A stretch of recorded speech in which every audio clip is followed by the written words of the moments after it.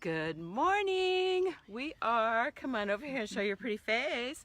We are live from Sedona today, and we are up at the Stupa. Terri Ann, you're short. Okay. No, I can move this down a little bit. I know I'm only 5'2". Well, we are in Sedona. We're at the Stupa, the Buddhist Stupa up here. And it's up against these beautiful red rocks. Chimney Rock, which is Terri's favorite spot, I think, here. She lives here now, is right behind us. And so I'm just going to kind of pan around so you guys can see this. It might be kind of bumpy because I don't have my little other stick thing. But I'll show you the stupa. yeah, take a look at this. It's like so beautiful.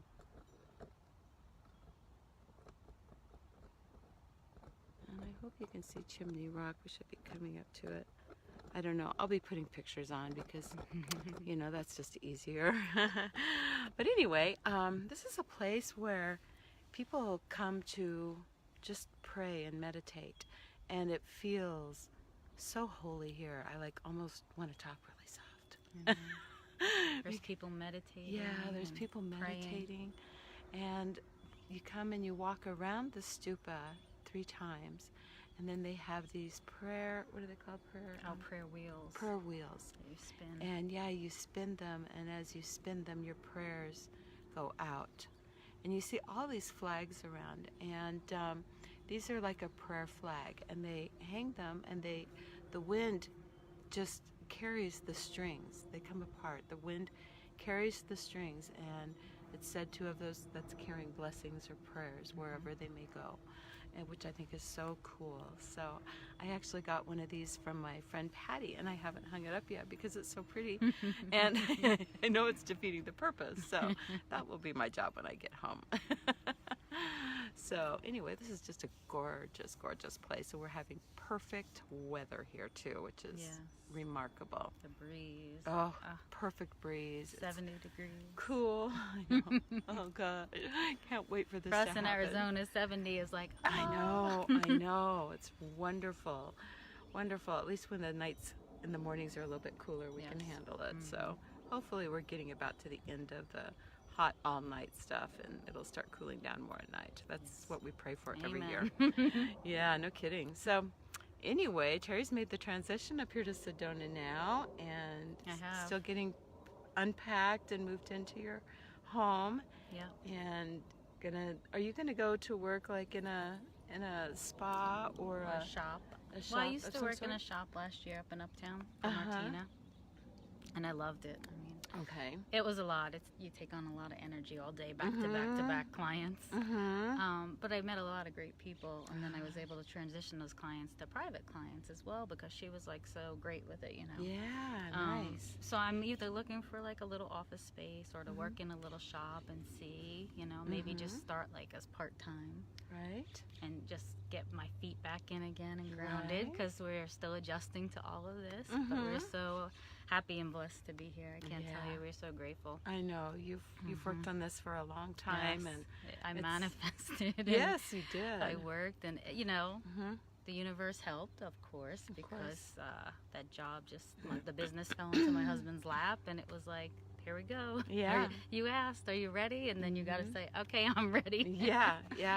I put out the word, and the word answered me, and now I got to do my part. Yes, and that's all part of manifestation. Now I have it. Oh my gosh, now I actually have to put it into action, and I have to do it. And then there's all these things, and your egoic mind gets involved, right? And you're like, how am I going to do? Your mind is like, how are you going to do this? You have a little girl, you got to transition schools, you got to move a whole house, you have to sell a house, get a house, and you don't have a place to live. And it's not a cheap place to live either, No, so it's that not. makes it more challenging as well.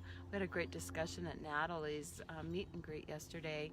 Towards the end, Natalie and Christine and I were talking about Natalie says, you know, there's so many ways to manifest it if you want it, because Christine really wants to come live up here. Yes.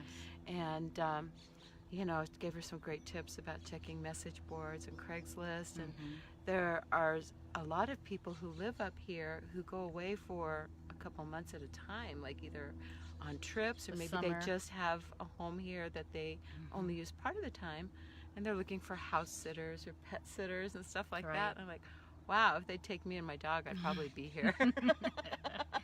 That's a possibility. You know, you I should have to look. give that some thought. You asked. I know. Be careful what you ask for, because you will get it. That. So, yes. So, anyway, but I'm just so happy up here. I'm so happy to be here. And you can see the breeze back there in the mountains. I just love it. So amazingly peaceful.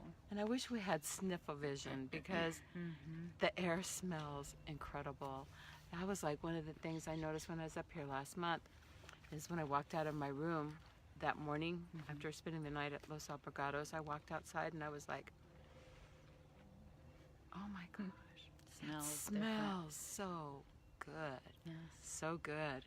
And yesterday when I pulled into the hotel, as soon as I got out of my car, I just stood there for a second, because it was like sprinkling a little bit, and that smell in the air was just like, oh, yes. Heaven. We miss that in the city. We don't get good smells in this city. No, and when it rains, it's cold up here. Like the rain is actually cool. It really It refreshes you. And and in the Phoenix we area, don't get that. your hair just goes straight out hot and humid. Yes. Yeah. So anyway, we're gonna do today's chapter from the Book of Awakening by Mark Nepo. And the title really confused me when I read it this morning. I'm like, what in the hell is that about? It's called Keep the Colors Wet. And you'll get it as I read it here. There's a quote here by Anna Akhmatova. Yeah, that's easy. I cannot tell if the day is ending, or the world, or if the secret of secrets is inside me again. The longer I live, the harder it is to discern between the stronger emotions. They all spill into each other where they begin. The longer I go, though, the more I can tell between not feeling and feeling. For this is all that seems to matter. Not feeling puts me on the sideline, makes the world black and white, and me a dry shade of gray. Only feeling keeps me in the scene, keeps the colors wet. The other day was very wet. I went for groceries, and the old man packing bags was staring off. I knew by his heavy silver eyes that he was a widower, and just as he lifted my no-fat cottage cheese, he was seeing her floating around somewhere before him. And the soda and the swordfish and the English muffins were piling up as the black belt kept moving. And I gently took the cottage cheese from his hand, and he returned, looking at me, a bit dizzy to still be there. I've worked so long and hard to be able to feel my way into the lives of others, only to realize we are all this way. And is not just sad, it is more than sad. It is the ground of heart where we all meet. Sometimes the skin of mind is torn and we are no longer separate beings. When the talking is done, we become still proofs of love. I left the store that day feeling more than one heart should and couldn't tell if I was in trouble or on holy ground. Wow. Yeah. Yeah, we're all going through those feelings, in and out of those feelings, and it's like we've become so unaware of our connection to other people, right, that we don't always see it. No, because we're very self-involved. We are. Or self-absorbed is the word. Yes, yeah. But yeah, you take it all on. It's all about you and your day and how you're feeling, and especially if you're in a funky mood, right? Right. Yeah, and it's you can't all always about see me. That. But seeing that somebody else has that same sort of feeling, that opens that empathic pathway for you, and you're like, oh, somebody else is having a hard day. And when we can stop and just hold that space for somebody else, it shifts where we are in our own feelings. I Definitely think, too. makes you feel better. Yeah, definitely. Yeah, it's beautiful. This the exercise here today is awesome. Who's on here? Michael. Hi, Michael. I'm going to see you next weekend. I haven't been watching who's popping on, if anybody. That's okay. There's one now. A lot of people watch later because they can't always during the day when they're at work and stuff. But okay, sit quietly and breathe your way beneath the names we give to our emotions. Breathe slowly and try to feel the stirrings that rise within you without calling them happy or sad. Breathe evenly and try to feel the place of spirit where they all begin. So try that today if you get a chance. I think we'll try it right now. Yes. While we're here While in this we're grounding. beautiful spot. Yeah, we got our shoes off. Our feet are on this beautiful red dirt. And it's very healing. If you is. haven't had that experience, even earthing anywhere is wonderful. But yeah, you're right. feeling it in the dirt and just, you know, it almost reminds you of being a child, right? When you're out in the dirt playing and you got in trouble. Yeah, because you know when you're a kid, yes, you don't care if your feet are dirty. No. And as adults, why does that happen when we're like, oh no, I don't want to get my feet dirty? Yeah. Well, why not? We're probably There's going to take a shower someday anyway. Yeah, there's a negative connotation with it. I don't know why that is either. Yeah. I know. And it feels awesome. It does. And I really got used to taking my shoes off and stuff when I was at Sweeha. Yes. Because everybody walks around without shoes there. Yeah. You know, everybody walks into a classroom, we take off our shoes, we sit on the floor. Yes. You know, and times like this you have to do that. Because especially in a place like this, because the energy, you know, it's really interesting. When we first got here, it was like, you know, as you start walking up this mountain here to the stupa, it's like, for me, I have a hard time breathing, you know, and it's not just walking up, you know, but it's the energy. It kind of like takes my breath away. Hi, Jared. And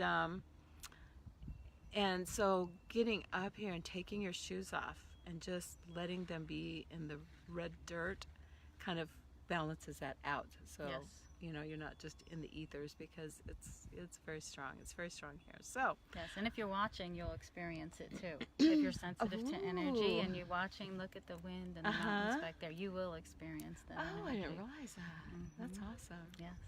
So enjoy all that beautiful energy. Yes. If you are sensitive to energy today, take it in. Take it in. Watch it 100 times and share it with all your friends. Shameless plug.